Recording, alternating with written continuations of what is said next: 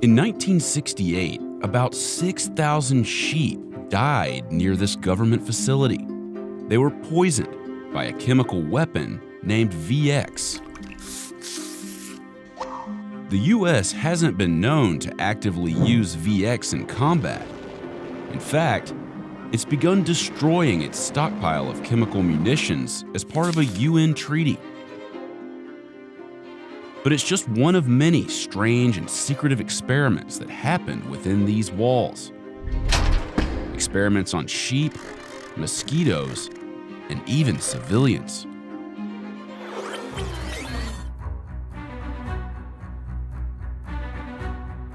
About 85 miles southwest of Salt Lake City is the US government's top secret bioweapons lab. It's called the Dugway Proving Ground. The 77-year-old facility covers about 800,000 acres. That's just a little larger than the entire state of Rhode Island. And it tests some of the deadliest chemical, biological, radiological, and explosive hazards on Earth. Less famous than Area 51, Dugway dates all the way back to 1942, right in the middle of World War II. The decisive battle of the war has begun. The government needed a large area to test powerful weapons, eventually settling on this stretch of land in the Utah desert. Back then, the site was used to test everything from chemical sprays and flamethrowers to various antidotes and protective equipment, and even firebombing. After World War II, Dugway mostly shut down until the Korean War began in 1950. That's when the Proving Ground turned into what it is today, a permanent military base. In Dugway's first few decades, the base worked mostly on offensive weaponry, biological and chemical munitions designed to directly attack enemies. Sampling devices positioned throughout the test area yield valuable information to chemical corps researchers. The 1950s, for example, saw the launch of Operation Big Itch, an experiment that was testing weaponized fleas. The fleas weren't infected with any type of disease or agent, but experimenters were working with thousands of them, and the fleas were dropped in cluster bombs to gauge if they would survive the fall from an airplane. And this was only part one. Dugway launched a second experiment called Project Bellwether in the 1960s. Only this time, mosquitoes were injected with inert diseases, inert bacteria, and inert viruses. But get this, those mosquitoes were released upon several groups of human volunteers who were bitten again and again during the trials. And there are records dating back to the late 1950s, which describe experiments that used infected mosquitoes. And those are just two experiments known to the public. Exactly what goes on at Dugway is, well, pretty unclear.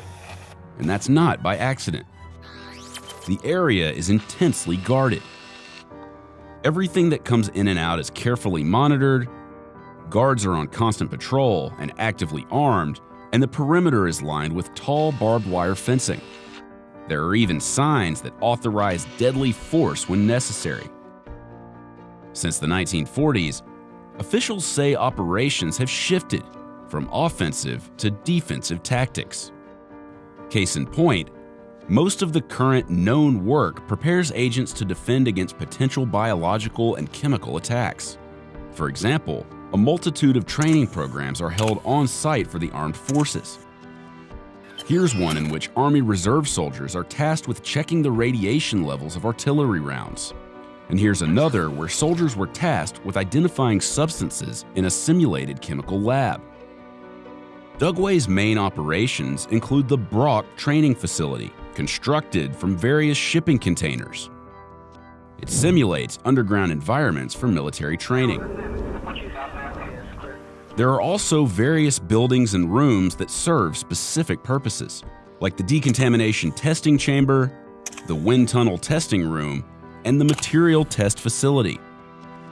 But perhaps the most interesting room of all is this, the Smart Man Laboratory Facility, which houses the Smart Man dummy, a model that's used to simulate human contact with chemical agents, including the infamous VX nerve agent. Specifically, the Smart Man helps the lab develop more effective individual protection respiratory equipment, essentially gas masks and the like. A variety of chemists, chemical analysts, and technicians work on site, and the use of airtight chambers and gas masks is not only common, but mandatory. Despite all of this dangerous experimentation, the work done at Dugway hasn't always been properly contained. Remember that sheep incident? That marked the start of a worrisome track record. It happened when overhead planes spewed out the nerve agent into the wind, accidentally sending it into nearby farmland in Skull Valley.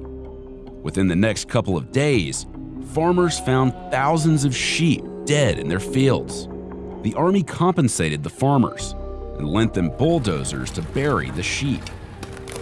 But the accident sparked a whole debate on the use of chemical weapons in warfare. Adding on to these questionable practices, a 1994 Senate hearing on veterans' health focused specifically on Dugway veterans and civilians. A report found that people at Dugway were exposed to biological and chemical simulants believed to be safe at the time, but that the Army had later stopped using many of them because they realized they were not as safe as previously believed. One veteran, who was accidentally sprayed in the face with the chemical DMMP in 1984, found himself wheezing and coughing the next day, symptoms that ended up lasting several weeks. Despite this, he was given only cough medicine and antibiotics by the Dugway Army Hospital. The Dugway Safety Office assured him that the chemical was safe, but by 1988, officials at Dugway had reevaluated the simulant's danger and were concerned it could cause cancer and kidney damage. In 2011, the facility slipped up again. It went on lockdown after workers lost a vial containing the VX nerve agent. Nobody was permitted to enter or exit the facility, not even the employees.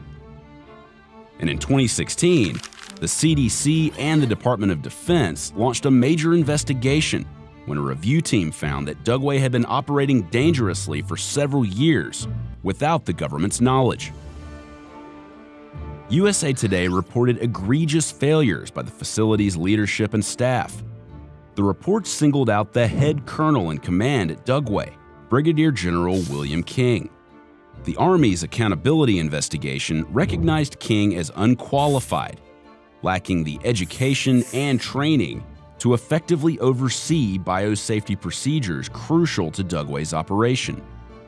The report admonished him, saying he repeatedly deflected blame and minimized the severity of incidents. It even says King fails to recognize how serious the incidents truly were. And how serious were the incidents exactly? Well, under King's command, the facility mistakenly shipped live anthrax to other labs. And not just once, but multiple times, for over a decade. That same report revealed that workers had been regularly and deliberately manipulating data in important records. Records meant to verify that pathogens being transported elsewhere were killed and safe for researchers to handle without protective gear. Still, the facility's shady past, secretive operations, and intense surveillance have captured the attention and skepticism of some closer observers, including several conspiracy theorist groups. There are suggestions that the facility is the new Area 51, and the local community has raised their own questions about the facility's operations. Dugway was even featured in an episode of the History Channel's UFO Hunters, in which local residents and UFO watchers were interviewed and footage from the area was examined.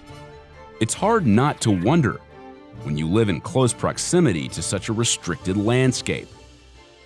Despite these theories, Dugway has expressed a desire to be more transparent, and representatives have said the facility wants to be more a part of the local community by better informing citizens about what exactly goes on there. So far, they've delivered some on that. The facility has its own events page, which lists several events open to the general public and the local Utah community. This year, they're hosting a trail race on the facility grounds. Certainly, today's Dugway is a far cry from the 1940s Dugway, which was entirely closed off to the public. But despite the shift in the level of secrecy, much of Dugway's testing remains classified, preserving the skepticism and mysteriousness surrounding the facility.